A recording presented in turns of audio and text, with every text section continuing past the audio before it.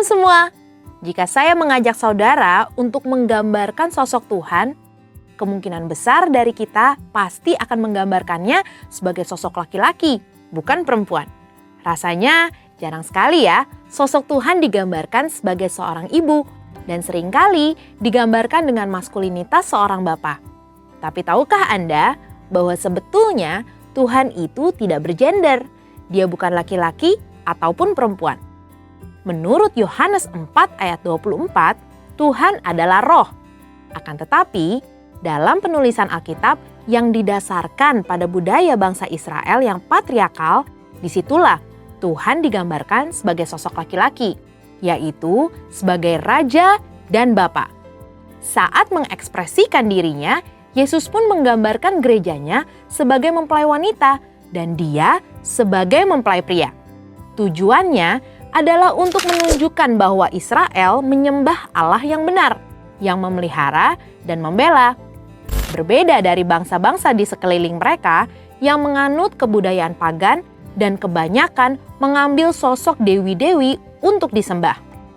Walaupun iman dasar kekristenan percaya bahwa Yesus adalah putra dari Allah Bapa dan hal ini mengandung makna maskulinitas. Akan tetapi, Tuhan juga digambarkan sebagai seorang ibu. Di dalam Yesaya 66 ayat 12-13, Tuhan berkata, "Kamu akan menyusu, akan digendong, akan dibelai-belai di pangkuan, seperti seseorang yang dihibur ibunya. Demikianlah aku ini akan menghibur kamu." Semua implikasi tersebut bukan untuk membedakan nilai, hak, dan martabat laki-laki dan perempuan. Di hadapan Tuhan, kita semua adalah setara, yaitu sebagai pembawa gambaran Tuhan.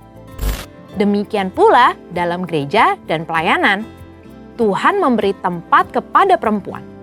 Banyak contoh dalam Alkitab yang menunjukkan perempuan dihormati dan dipercaya untuk memimpin, mengajar, dan bernubuat.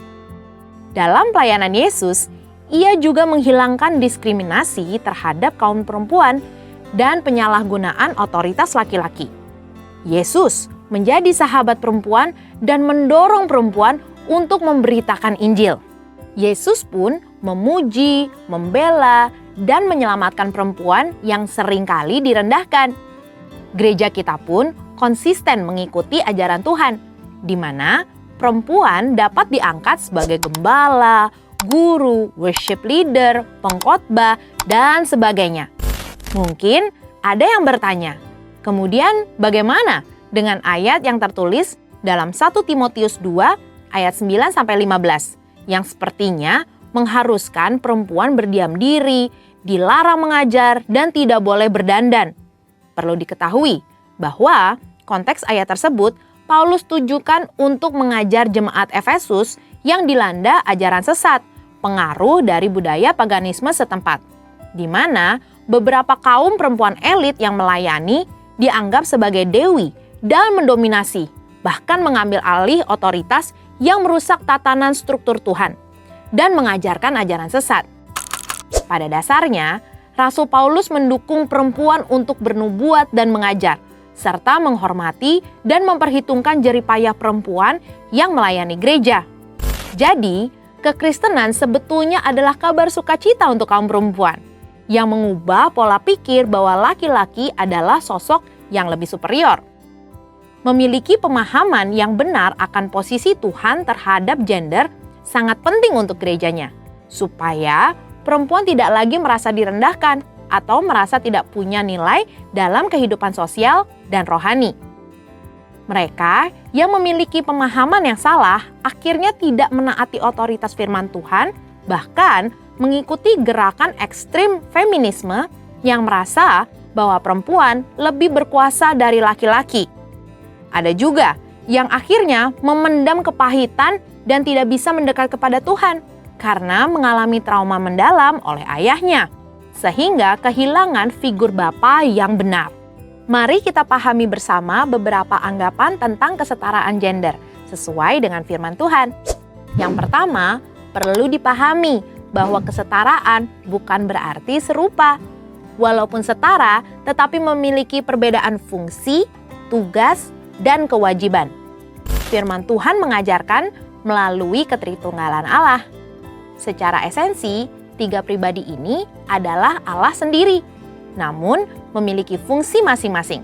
Seperti dalam karya keselamatan, Bapa berfungsi untuk merencanakan keselamatan. Anak melaksanakannya melalui salib dan kebangkitannya, dan Roh Kudus mewujudkannya melalui kelahiran baru. Begitupun dengan kesetaraan laki-laki dan perempuan.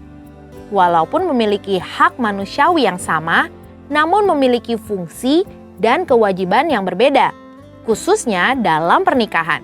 Laki-laki dengan maskulinitasnya sebagai kepala yang berkewajiban memenuhi kebutuhan keluarga dan memberi perlindungan. Sedangkan perempuan dengan karunia lemah lembutnya berfungsi sebagai penolong yang memelihara keluarganya dan membantu mewujudkan rencana keluarga.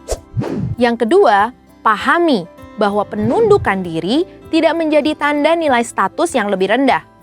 Umumnya, dunia memiliki pemahaman ketika seseorang tunduk pada otoritas yang lebih tinggi, artinya orang tersebut punya nilai status lebih rendah. Padahal nyatanya, penundukan diri adalah ekspresi ketaatan dan penghormatan. Meskipun Yesus sama derajatnya dengan Bapa, ia tetap tunduk pada perintah Bapa dan menjadi suatu kemuliaan bagi Allah. Perempuan sebagai penolong laki-laki bukan berarti lebih rendah derajatnya. Justru sebagai penolong yang sepadan dan melengkapi gambaran Allah yang utuh. Dan yang terakhir, penghargaan perempuan tidak berasal dari status jabatan yang sama dengan laki-laki. Sesuai dengan Amsal 31 ayat 10 dan 29, seorang ibu rumah tangga Tuhan beri penghormatan tinggi dan tetap mempunyai nilai yang hakiki di hadapan Tuhan. Ini sejalan dengan prinsip Tuhan dalam mempercayakan perempuan untuk melakukan pelayanan dalam tubuhnya. Jadi, perempuan sangat berharga di hadapan Tuhan dan memiliki talenta yang perlu digunakan secara maksimal untuk membangun tubuh Kristus. Perempuan adalah penolong yang bersama dengan laki-laki memiliki nilai dan martabat yang sama di hadapan Tuhan. Saudara, untuk penjelasan lebih lengkapnya dari tim teologi kami, silahkan buka link yang ada di atas atau scan QR Code yang tersedia. Tuhan Yesus memberkati.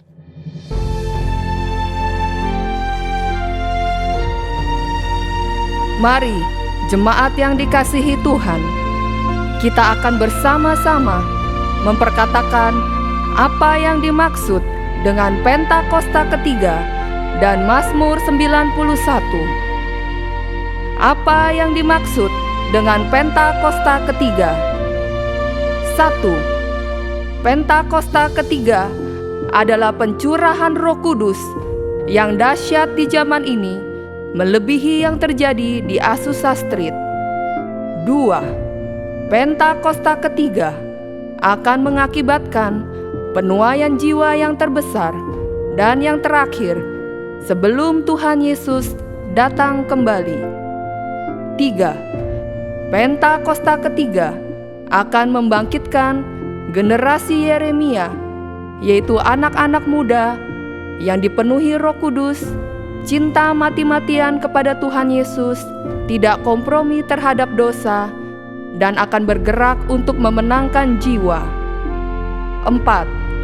Pentakosta ketiga lahir di Indonesia dan bergerak ke bangsa-bangsa. Gerakan ini dari timur ke barat dan akan kembali ke Yerusalem.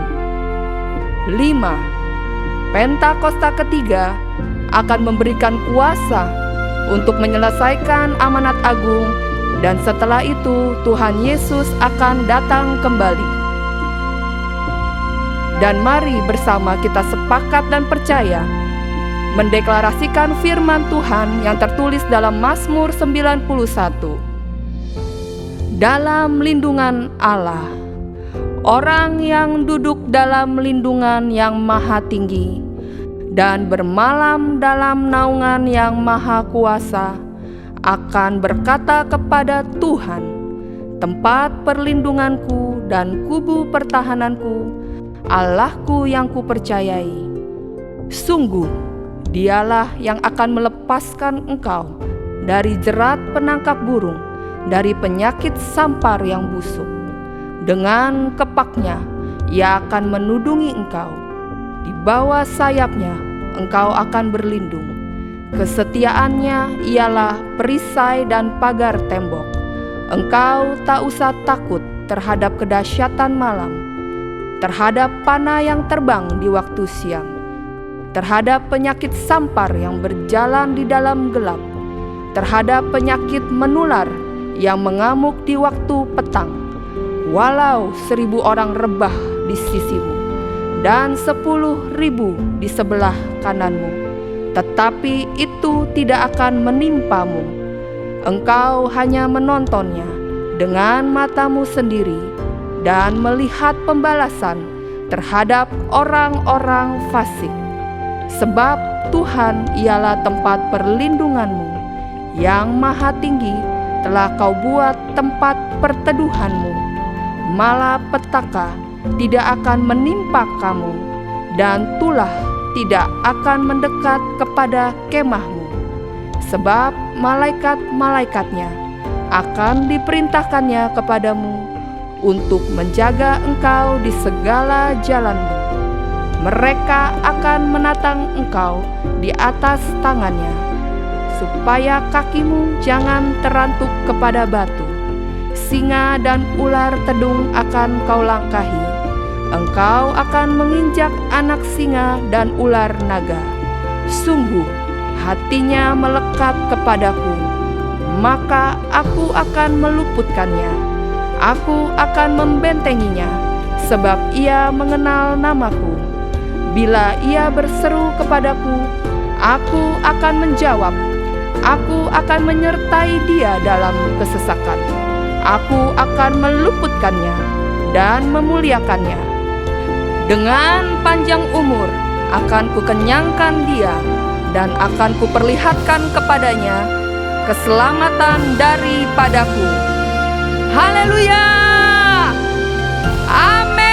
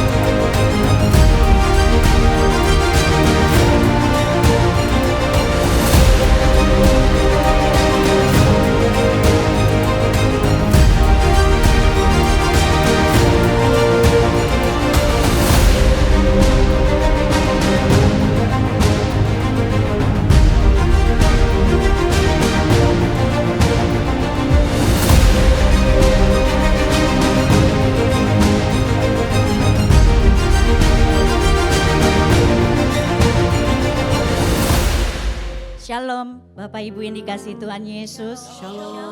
Puji Tuhan, hari ini kita masih diberi kesempatan buat ibadah. Mari Bapak Ibu, sebelum kita menaikkan pujian, bersama-sama kami mengundang untuk bangkit berdiri. Kita akan menaikkan doa syafaat terlebih dahulu. Bapak, terima kasih. Kami sungguh sangat mengucap syukur buat kebaikan-Mu, kemurahan-Mu, penyertaan dan perlindungan-Mu dalam kehidupan kami. Biarlah mulut lidah kami senantiasa memuji dan meninggikan Tuhan. Terima kasih Tuhan. Saat ini kami berdoa buat bangsa kami Indonesia. Bapak, terima kasih Engkau memberkati bangsa kami Indonesia. Indonesia dipulihkan. Indonesia mengalami terobosan di dalam setiap bidang yang ada. Kami percaya Tuhan, perkenanan Tuhan akan membawa bangsa kami Indonesia terus bangkit dan maju. Bapak, Engkau juga memberkati Bapak Presiden kami Prabowo dan wakilnya Bapak Gibran, beserta dengan jajaran kabinet menterinya. Biarlah Tuhan Engkau yang pegang kendali atas pemerintahan bangsa kami. Roh takut akan Tuhan itu yang menuntun para pemimpin bangsa kami di dalam menjalankan roda pemerintahan ini dengan jujur, dengan adil, dengan hati nurani yang murni dan menjunjung tinggi kebenaran Tuhan. Terima kasih, kami juga berdoa buat gembala sidang kami Pak Niko, buat gembala CK7 terkasih kami Pak Dr. Yanto. Biarlah hikmat dan pewahyuan Allah senantiasa menyertai pelayanan kedua hamba-Mu. Tuhan, Engkau memberkati kesehatannya, dan kami percaya pengurapan Tuhan yang memampukan dan menguatkan Pak Niko dan Dr. Yanto di dalam menjalankan pengembalaan ini dengan excellent. Dan kami percaya Tuhanlah yang menjadi penolong dan perisai atas hamba-Mu dan keluarga. Tuhan, Kau juga memberkati generasi Yeremia. Kami percaya terjadi kebangkitan yang besar atas generasi Yeremia di tempat ini, di CK7, di Indonesia sampai ke bangsa-bangsa. Generasi yang militan, yang tidak kompromi terhadap dosa, yang berani menyuarakan kebenaran dan bergerak untuk memenangkan jiwa. Tuhan, Engkau memberkati sekolah mereka dengan excellent Tuhan. Pelayanan mereka Tuhan berkati dengan tanda-tanda heran. Pekerjaan mereka Tuhan buat berhasil dan beruntung senantiasa. Dan keluarga mereka semua aman di dalam perlindungan Tuhan. Kami percaya Tuhan akan membawa generasi Yeremia terus naik bukan turun, menjadi kepala bukan ekor. Terima kasih Tuhan. Di dalam nama Tuhan Yesus kami sudah berdoa dan mengucap syukur. Haleluya. Jemaat yang percaya sama-sama katakan amin. Amin. Mari sekali lagi kita berikan tepuk tangan yang meriah buat Tuhan kita. Sekali lagi shalom. Saudara, banyak yang hadir di sini percaya bahwa kita akan menyembah Tuhan yang berkuasa, Tuhan yang hebat, dulu sekarang sampai selamanya. Katakan Mari sama-sama kita tepuk tangan buat Tuhan kita. Mari sama-sama kita nyatakan.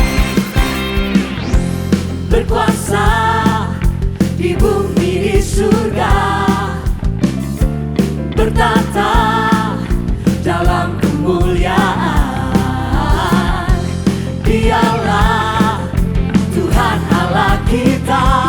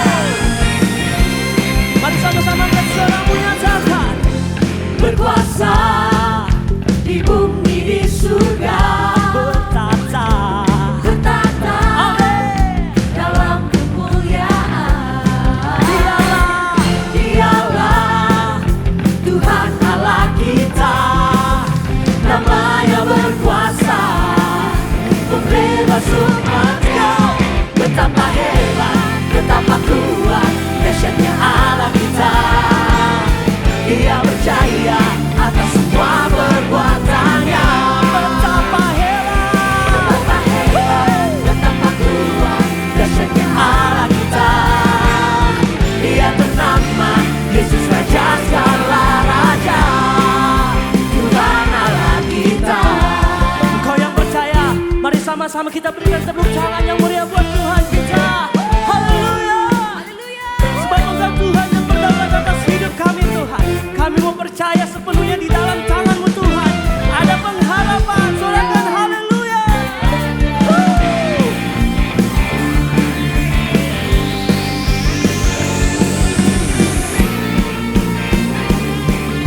Haleluya. Mari jemaat Tuhan, sama-sama kita katakan. Betapa hebat, betapa kuat, dahsyatnya Allah kita. Dia berjaya atas semua perbuatannya. Amin. Betapa hebat, betapa kuat, dahsyatnya Allah kita. Dia bernama Yesus Raja segala raja. Sekali lagi nyatakan, come on. Betapa hebat, betapa kuat, dahsyatnya Allah kita. Dia berjaya atas semua perbuatannya. Betapa hebat, betapa kuat, dahsyatnya Allah kita. Dia bernama Yesus Raja segala raja. You ready? Tuhan Allah kita. Betapa hebat, betapa kuat, dahsyatnya Allah kita. Dia berjaya atas semua perbuatannya. Betapa kuat, dahsyatnya Allah kita. Dia bernama Yesus Raja segala raja. Tuhan Allah kita. Terima kasih Tuhan, sebab Engkau berkuasa dulu, sekarang, sampai selamanya. Serahkan haleluya.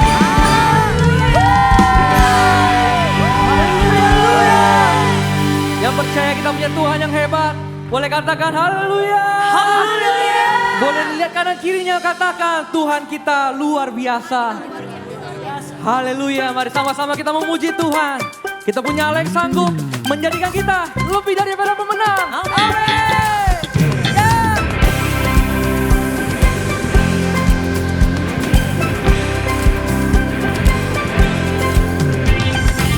Segala bangsa dengarkanlah, angkat tanganmu puji Tuhan. Dalam gelap tetap berharap, sebab kuasanya tak terbatas. Tanggalkan segala lelah, serahkan haleluya. Sama-sama semuanya. Dia Allah sumber keajaiban, dimasyurkan di segala bangsa. Perbuatannya besar tak terduga, dengan imanku bermenang. Orang-orang pemenang, lebih lagi katakan. Hai segala bangsa dengarkanlah, angkat tanganmu puji Tuhan. Dalam gelap tetap berharap, sebab kuasanya tak terbatas. Tanggalkan Sama-sama dengan imanmu. sorakan haleluya. Haleluya. Ya Allah sumber keajaiban, dimasyurkan di segala bangsa. Perbuatannya besar tak terduga, dengan imanku bermenang. Sekali lagi dengan imanmu katakan. Ya Allah sumber keajaiban, dimasyurkan di segala bangsa. Perbuatannya besar tak terduga, dengan imanku bermenang. Orang-orang yang sudah dimenangkan sama Tuhan, sorakan yeay. Boleh aku dengar tepuk tangan terbaik buat Tuhan. Mari bersama-sama.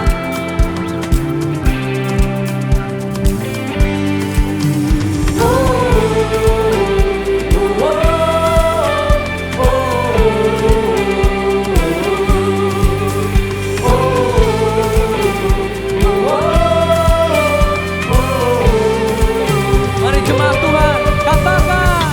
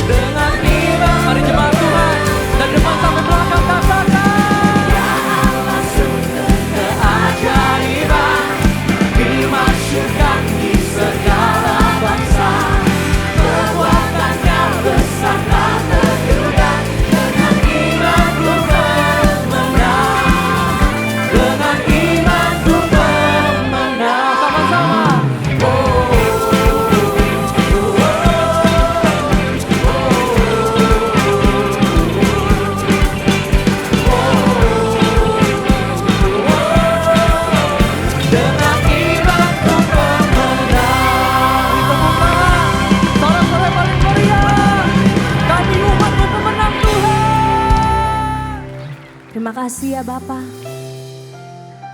untuk kasih-Mu yang besar bagi setiap kami. Kami bersyukur kami memiliki Engkau, Tuhan di hidup kami. Hari ini kami datang ke hadapan-Mu Tuhan Yesus. Kami mau berikan yang terbaik hanya untuk Tuhan.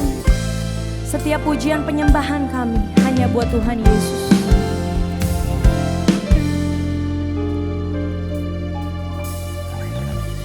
Semusim berlalu, namun Kau selalu peliharaku.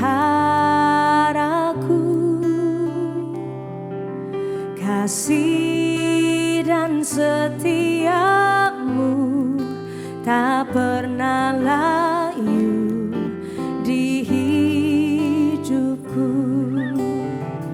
Lebih luas dari samudra, kebaikan-Mu Bapa takkan habis di hidupku.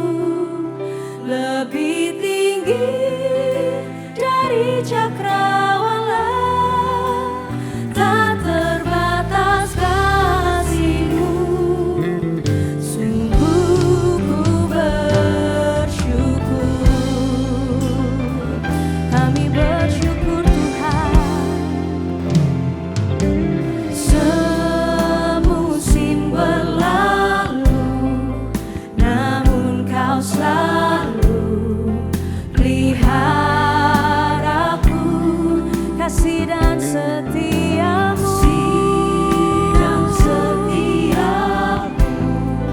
tak pernah layu di hidupku. Semusim berlalu, pemeliharaan-Mu sempurna dalam kehidupan kami Tuhan Yesus. Peliharaku, kasih dan setiamu tak pernah layu di hidupku. Lebih luas dari samudra, kebaikan-Mu Bapa takkan habis di hidupku. Lebih tinggi dari cakrawala, tak terbatas kasih-Mu. Sungguh ku bersyukur. Lebih luas,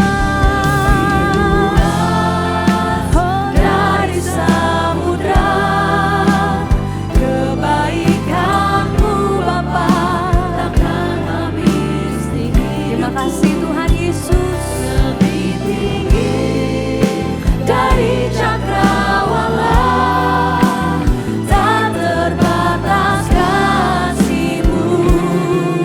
Sungguh ku bersyukur. Mari jemaat GBIPSJ lebih lagi katakan, lebih luas dari samudra, kebaikan-Mu Bapa takkan habis di hidupku. Lebih tinggi dari cakrawala, tak terbatas kasih-Mu. Sungguh ku bersyukur. Lebih luas dari samudra,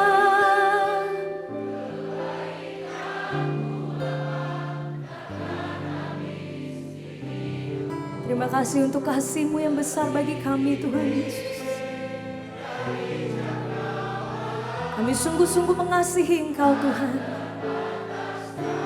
Ya Yesus, sungguh ku bersyukur. Lebih luas dari samudra, Engkau baik Tuhan Yesus. Engkau sungguh teramat baik dalam hidup kami Tuhan. dari cakrawala, tak terbatas kasih-Mu. Sungguh ku. Mari sambil angkat kedua tanganmu, sama-sama kita nyatakan. Lebih luas dari samudra kebaikan-Mu Bapa, takkan pernah habis dalam hidup kami Tuhan. Dari cakrawala, tak terbatas kasih-Mu. Sungguh ku bersyukur, kami bersyukur hanya kepada-Mu Tuhan.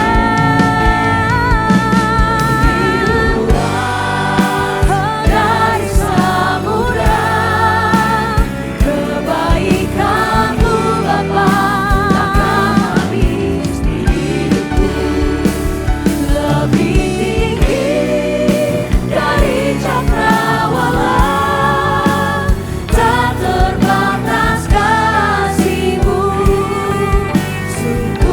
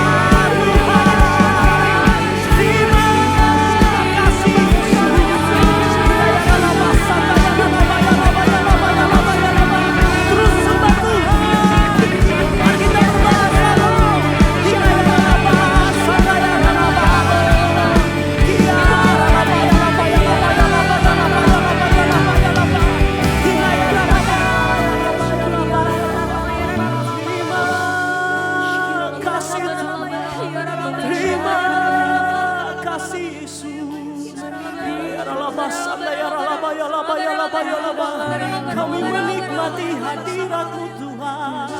Oh, terima kasih. Terima kasih Yesus. Memuji, memuliakan. Terima kasih Tuhan buat kasih setia-Mu dalam hidup kami.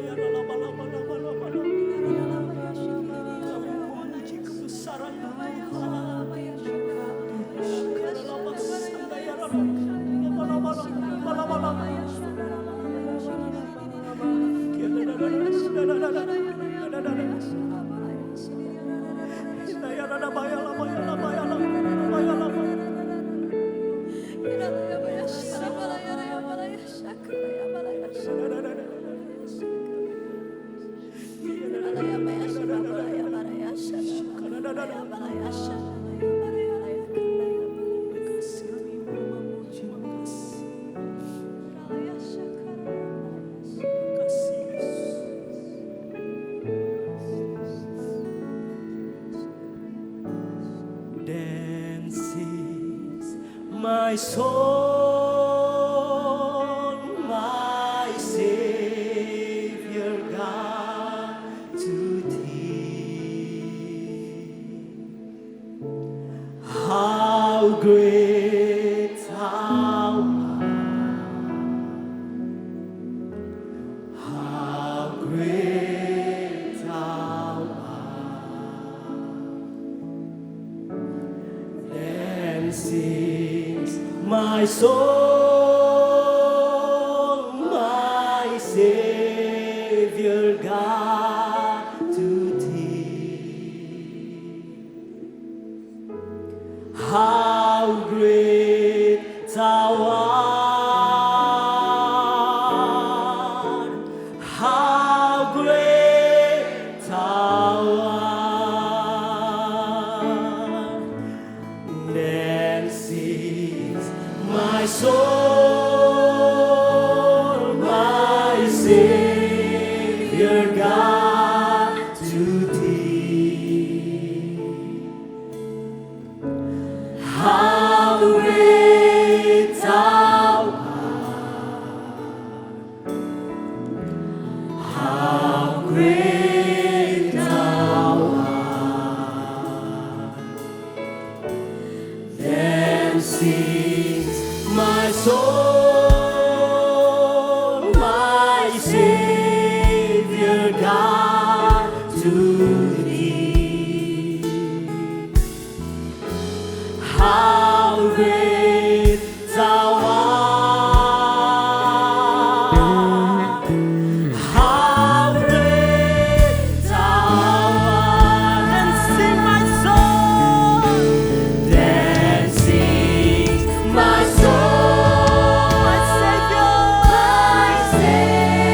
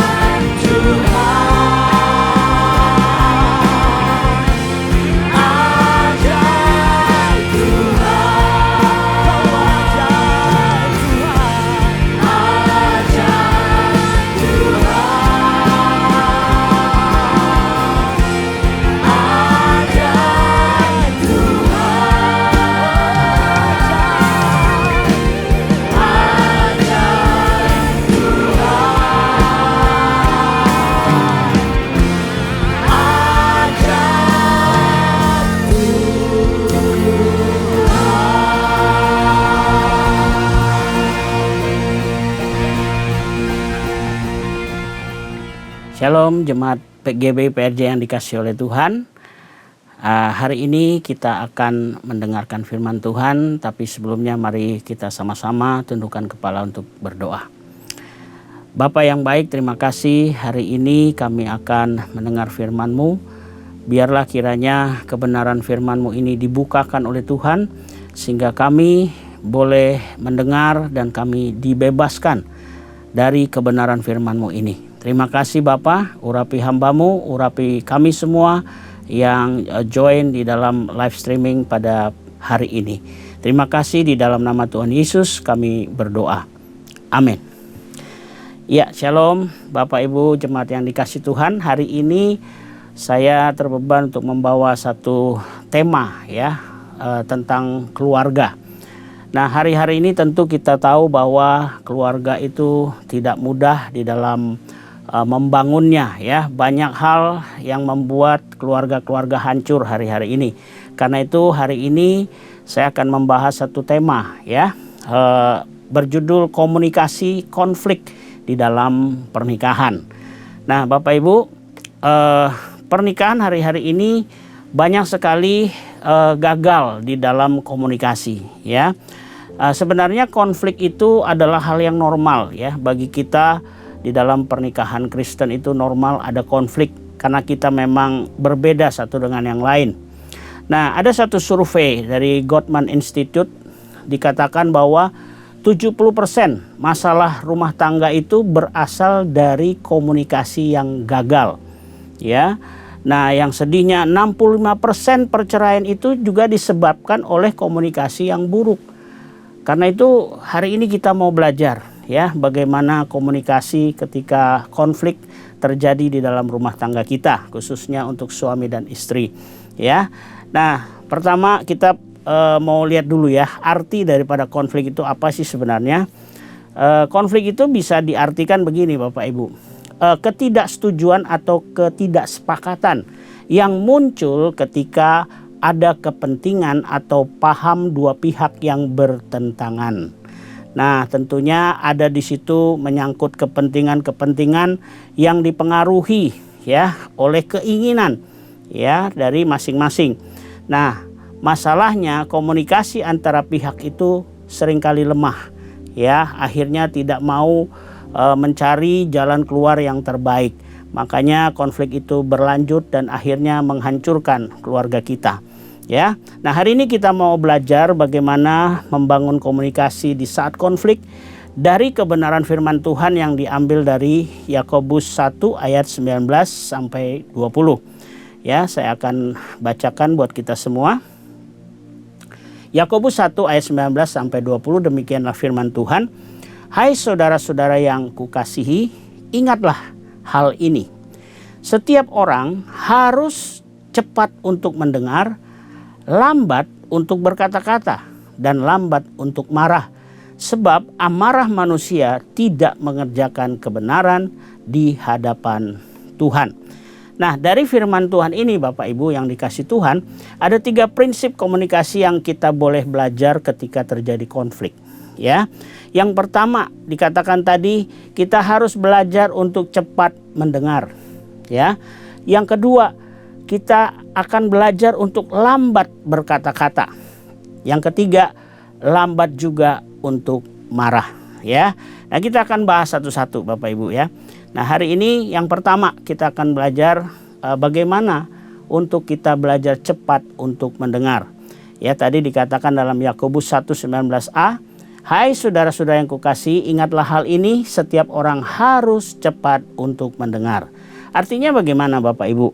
Ya, cepat mendengar artinya begini, kita jangan cepat-cepat mengambil kesimpulan sebelum kita mendengarkan pasangan kita atau istri atau suami kita.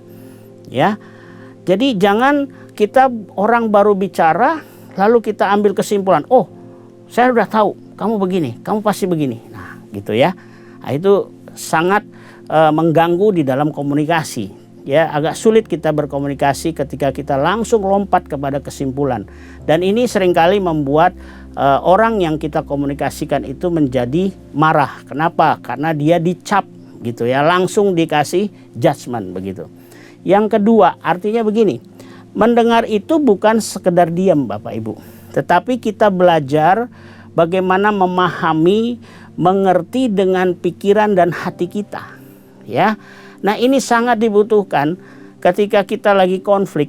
Kita harus duduk sama-sama, kita dengar ya, tetapi dengarnya itu bukan diam, tetapi kita berusaha dengan pikiran kita, dengan hati kita mendengar.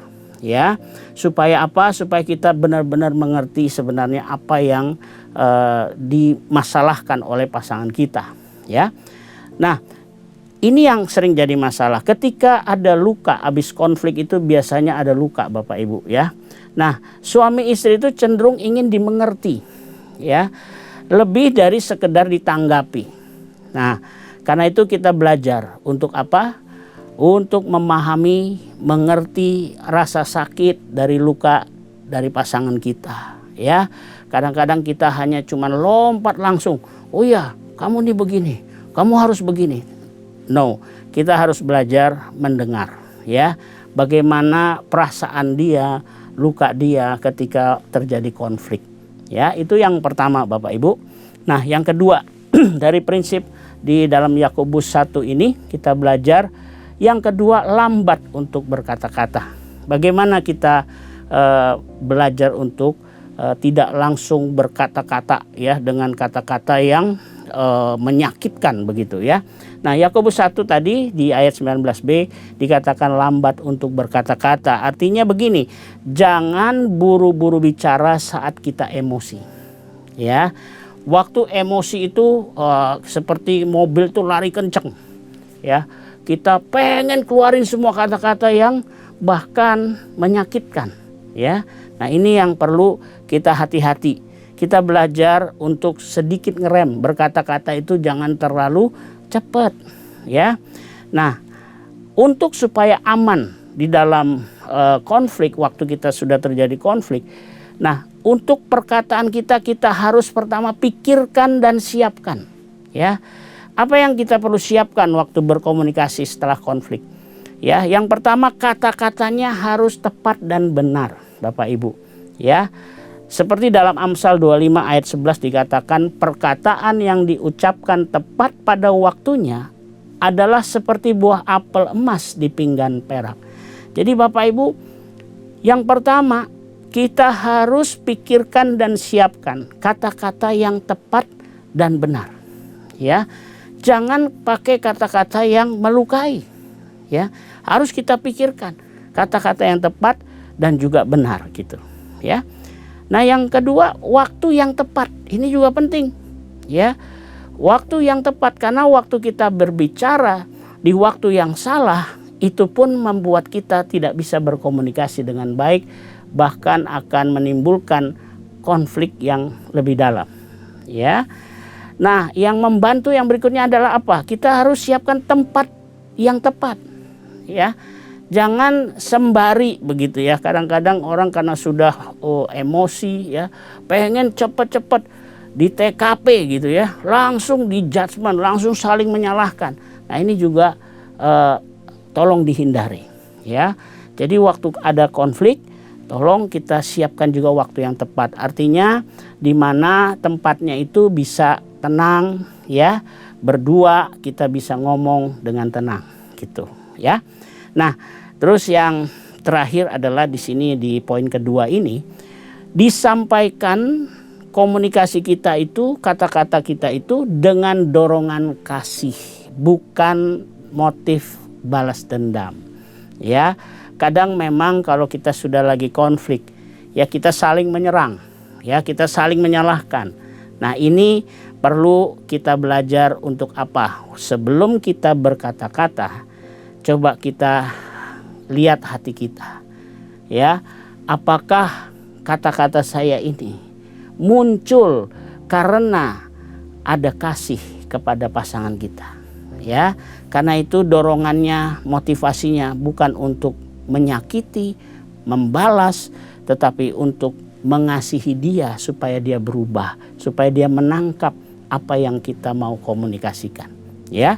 Nah, ini yang kedua penting tadi ya, lambat untuk berkata-kata. Nah, yang ketiga Bapak Ibu ya. Dikatakan Yakobus 1 ayat 19c, dan lambat untuk marah, sebab amarah manusia tidak mengerjakan kebenaran di hadapan Allah, ya. Nah, Bapak Ibu, amarah ini yang meledak cepat itu adalah biasanya reaksi dari nafsu daging kita. Yakobus 4 ayat 1 bilang begini, dari manakah datang sengketa dan pertengkaran di antara kamu? Bukankah datangnya dari hawa nafsumu yang saling berjuang dalam tubuhmu? Jadi Bapak Ibu, hati-hati dalam kemarahan kita. Di situ ada kedagingan kita yang mendorong untuk kita semakin marah kepada pasangan kita. Nah, ini mesti hati-hati, ya. Marah yang tidak dikendalikan itu bisa melukai dan juga menghancurkan kepercayaan pasangan kita atau suami atau istri kita, ya. Jadi marah itu harus kita manage, ya. Karena itu belajar lambat untuk marah. Artinya kalau bahasa di mobil itu kita belajar ngerem, begitu ya. Jangan hanya mau gas, tapi kita harus belajar ngerem, ya. Karena penting juga kalau bahaya di depan ada bahaya, kita harus rem, gitu ya. Nah, jangan dikatakan di sini Efesus 4 ayat 26, ya, dikatakan apabila kamu menjadi marah, janganlah kamu berbuat dosa. Janganlah matahari terbenam sebelum padam amarahmu. Artinya Bapak Ibu, dalam amarah kita boleh marah. Marah itu reaksi yang normal. Tetapi dikatakan jangan berbuat dosa. Nah, marah yang sampai berbuat dosa itu gimana? Dikatakan janganlah matahari terbenam sebelum padam amarahmu. Artinya gini Bapak Ibu, banyak orang menyangka bahwa ayat ini bilang, oh pokoknya jangan matahari terbenam udah selesai. Belum, bukan itu maksudnya, ya. Artinya di sini padam amarahnya. Jadi artinya cooling down, gitu. Jadi satu hari itu jangan sampai terus masih marah, tapi kita harus cooling down, ya. Ini penting, bukan selesai masalahnya langsung, tidak. Banyak orang pikir ayat ini, wah pokoknya jangan sampai matahari terbenam harus beres. Jadi dipaksa untuk beres. Wah, itu juga tidak menyelesaikan, ya. Jadi artinya di sini penting padam amarahnya dulu, ya, supaya kita tenang, supaya kita bisa berpikir, supaya kita bisa berdoa, ya. Ini penting. Nah, di Mazmur 37 ayat 8 berkata begini, berhentilah marah dan tinggalkan panas hati itu. Jangan marah, itu hanya membawa kepada kejahatan. Wow. Jadi hati-hati Bapak Ibu, Alkitab bilang lambat untuk marah. Tujuannya apa Bapak Ibu? Di Mazmur 37 ayat 8 ini memberi kita clue satu lagi, ya, bahwa marah itu harus di stop dulu, ya. Berhenti dulu marah. Kalau sudah tingkat udah saling tinggi nadanya, ini kita berhenti dulu, ya. Dikatakan apa yang harus kita tinggalkan. Di sini katakan panas hati. Jadi itu berhubungan dengan hati kita, ya. Tadi dibilang cooling down, ya. Jadi hati kita dinginkan dulu, gitu ya. Jangan marah dulu. Karena apa? Kalau kita terus marah, Bapak Ibu, di sini katanya itu hanya membawa kepada kejahatan. Jadi marah itu nggak ada hasil yang baik. Marah itu adalah membawa kita kepada kejahatan. Kalau ini namanya amarah, wah, apalagi amarah itu sama marah beda. Marah itu respon biasa, ya. Kita nggak puas, kita ada satu yang orang kita bikin kesel, kita marah. Tapi kalau amarah ini beda. Ada emosi atau konflik yang berlanjut, gitu ya. Sudah lama tetapi nggak meledak-meledak. Nah, saatnya kita trigger sekali, meledak dia sampai marahnya benar-benar marah. Nah, itulah amarah. Jadi dia udah ada akumulasi di situ, ya.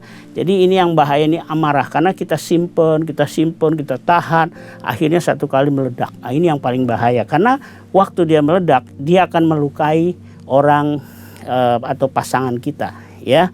Karena itu yang ketiga Bapak Ibu, ayo hati-hati, ya. Jangan kita cepat marah, tapi di Alkitab bilang lambat untuk marah. Artinya bukan nggak boleh marah, boleh marah, tetapi kita coba tenangkan hati dulu, ya. Dikatakan Mazmur tadi bagus sekali, tinggalkan panas hati.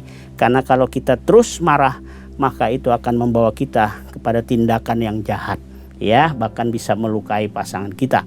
Oke, nah saya di sini mau ajarkan gini, ada beberapa penyebab gagal berkomunikasi, ya.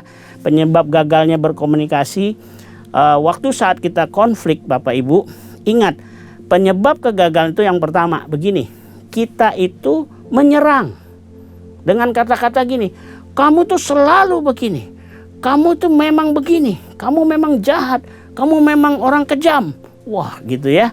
Nah ini nggak boleh, ya. Jadi membuat komunikasi kita tadinya mau pulih jadi gagal. Karena orang yang dikatakan kamu selalu, kamu begini, dia tersinggung lagi, akhirnya meledak lagi, gitu ya. Terus yang kedua yang menyebabkan berkomunikasi itu gagal adalah ego, ya, egois, maunya menang sendiri. Terus yang berikutnya adalah ini lagi luka lama. Nah, Bapak Ibu, saya pelajari dalam beberapa case dalam konseling, ya.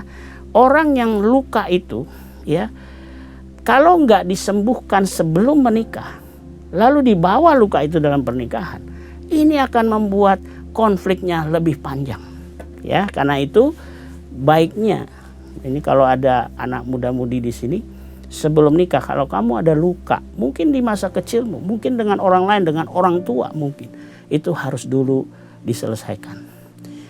Saya banyak melihat gini, orang yang belum selesai dengan masa lalunya, khususnya luka, ya, itu pasti bermasalah waktu dia berhubungan dengan semua orang, itu pasti ada masalah. Jadi ini krusial sekali, kita perlu mengobati luka kita sebelum kita masuk dalam pernikahan, ya. Nah, apalagi yang menyebabkan gagal dalam komunikasi? Kurang waktu untuk bicara yang berkualitas, ya. Bicara yang berkualitas ini artinya gini, ada masalah-masalah yang sebenarnya harus diselesaikan, tapi kita ngomongnya bukan justru inti masalahnya, tapi kita bolak-balik muter-muter ngomongnya. Nah ini nggak berkualitas, ya. Jadi kita nggak terbuka dengan jujur. Nah nggak berkualitas. Kalau nggak ada kejujuran dalam komunikasi, itu komunikasi yang tidak berkualitas, ya. Nah terus di sini ada berikutnya, penyebab kita gagal berkomunikasi, tidak belajar bahasa kasih dari pasangan kita. Nah ini saya baca buku dari Gary Chapman, ya. Dia bilang kita harus belajar bahasa kasih pasangan kita, ya. Jadi Bapak Ibu ada pasangan, ya, mungkin suami istri gitu, ya. Ada istrinya itu cuman bilang begini, Pak, dia mau marah, dia mau maki saya itu nggak masalah buat saya. Tapi yang penting dia ada waktu buat saya. Wah, Bapak Ibu kadang-kadang bahasa kasih ini mungkin suami nggak ngerti ini. Makanya perlu dikomunikasikan, ya. Tadi berkualitas. Ini masalahnya apa?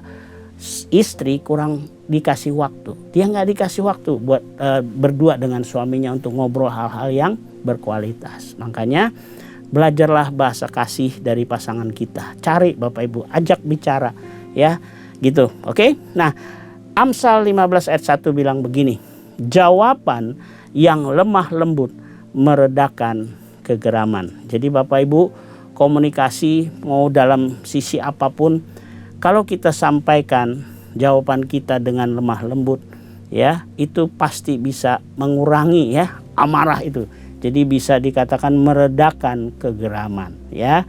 Jadi itulah penyebab konflik, ya Bapak Ibu. Gagal karena kita satu tadi menyerang, terus ada ego, ada luka, terus kurang waktu untuk bicara yang berkualitas, tidak belajar bahasa kasih, dan kita dinasihati oleh Amsal 15 ayat 1, jawaban yang lemah lembut meredakan kegeraman, ya.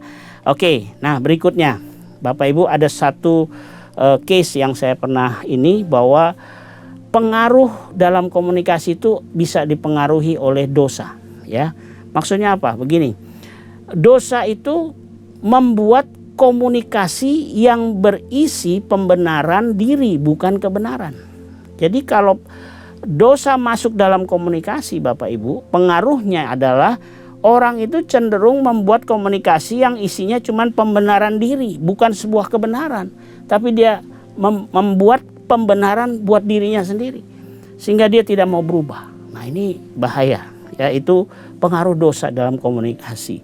Ya, yang kedua, pengaruh dosa itu banyak kebenaran yang ditutupi dalam komunikasi untuk membela diri, sehingga membuat celah iblis masuk dan bisa menghancurkan keluarga kita.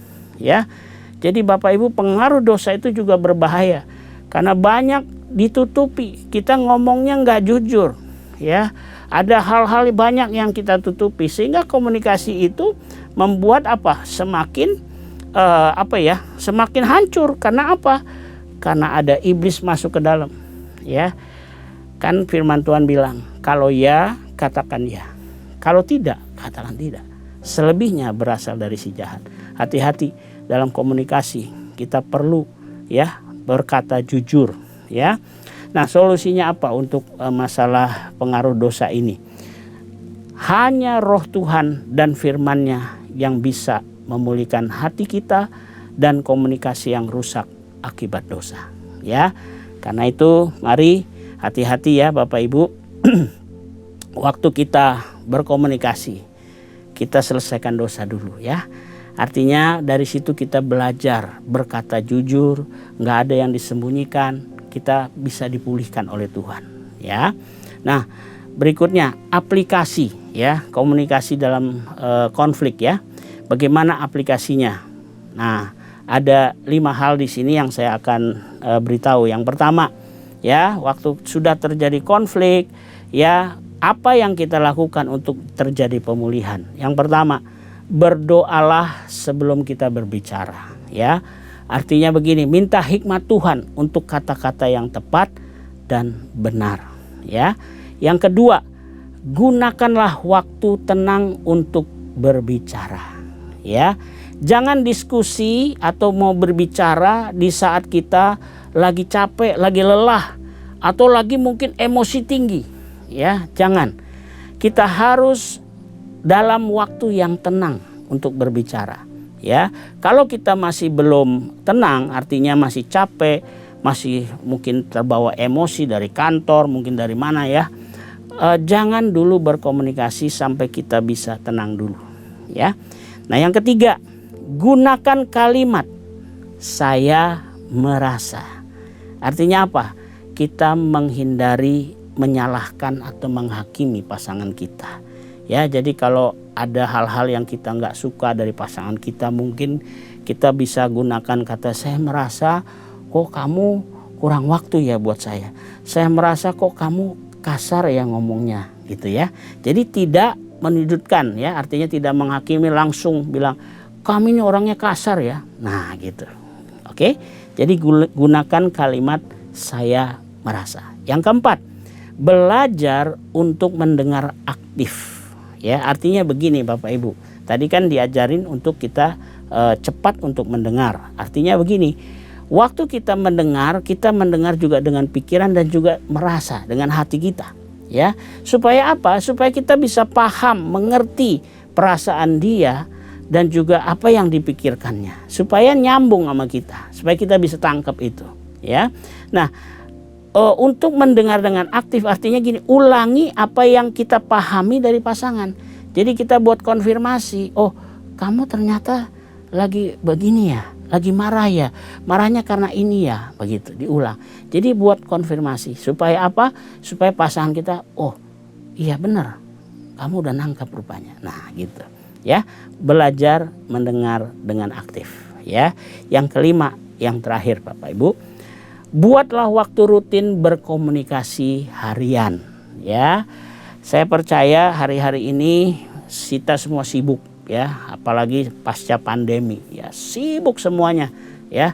Tetapi ayo kita komitmen buat waktu yang rutin setiap hari, ya, mau setengah jam, mau 1 jam, tergantung Bapak Ibu, ya.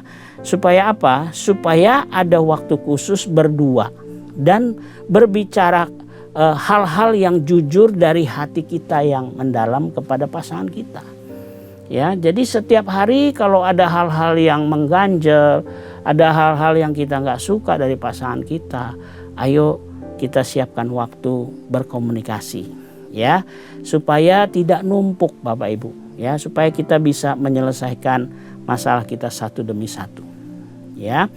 Nah, itu pesan firman Tuhan pada hari ini Bapak Ibu Saudara yang dikasih Tuhan. Nah, mari, saya sangat rindu ya dengan firman pada hari ini, kita semua bisa menangkap hal yang penting di dalam komunikasi. Karena komunikasi ini harus dibangun dengan benar ya, supaya pernikahan kita, keluarga kita menjadi kuat ya. Mari kita tundukkan kepala. Saya mau berdoa buat kita semua pada hari ini. Bapa yang baik, terima kasih buat firman-Mu. Hamba-Mu sangat terbatas, tetapi hamba-Mu percaya bahwa Engkau sanggup Tuhan terus berbicara kepada hati kami dimanapun kami berada pada hari ini. Tuhan bicara kepada suami dan istri, mereka yang komunikasinya sedang hancur, Tuhan pulihkan supaya keluarganya juga dipulihkan oleh Tuhan. Terima kasih Bapa, hamba-Mu melepaskan berkat-Mu buat seluruh keluarga besar GBI PRJ. Kami berdoa biar kiranya Tuhan memulihkan komunikasi di antara suami dan istri di dalam keluarga, supaya keluarga GBI PRJ, jemaat-jemaatnya dikuatkan dan dipulihkan oleh Tuhan. Terima kasih Bapa, di dalam nama Tuhan Yesus, nama yang berkuasa di bumi di surga, kami berdoa. Haleluya. Amin. Tuhan Yesus memberkati kita semua.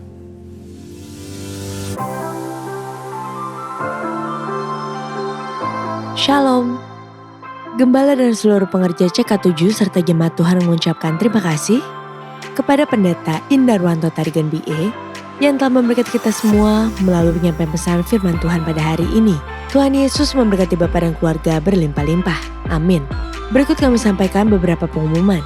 Ibadah Raya V-Live Streaming hari Minggu 30 November 2025 pukul 7, 9, 11.30, 14 dan 16.30 waktu Indonesia Barat akan dilayani oleh PDM Willy Santoso.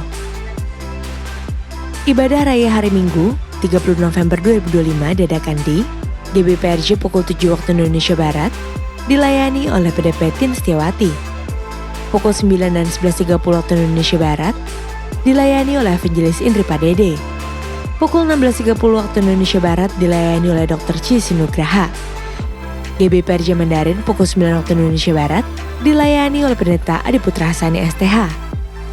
GB Interkon pukul 7, 9 dan 11 waktu Indonesia Barat dilayani oleh Evangelis Lili Sulistio. Pukul 16 dan 18 waktu Indonesia Barat dilayani oleh Pendeta Stefan J. Saputra SMTH. GB St. Moritz pukul 9, 11 dan 13 waktu Indonesia Barat dilayani oleh Pendeta Dr. Andes Markus Simanjuntak MTH. Pukul 15, 17 dan 19 waktu Indonesia Barat dilayani oleh Pendeta Adiputra Hasani STH. GBI PRJ Pluit pukul 9, 11 dan 16.30 waktu Indonesia Barat dilayani oleh PDP Tirsa Juliana Wibowo. GBHCR pukul 8 dan 10 waktu Indonesia Barat dilayani oleh PDP Rus Sujarwo. GBI Am Sutra Mall pukul 7, 9 dan 11 waktu Indonesia Barat dilayani oleh Evangelis Selviawati MTH. Pukul 13, 15 dan 17 waktu Indonesia Barat dilayani oleh PDP Hartono.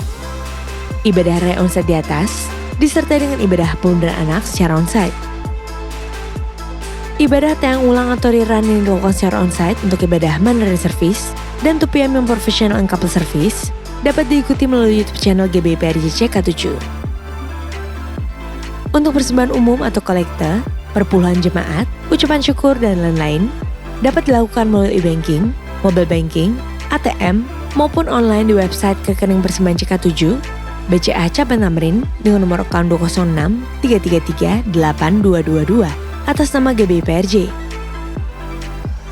Sehubungan dengan libur nasional Hari Raya Natal 2025 dan Hari Raya Tahun Baru 2026, maka diumumkan sebagai berikut.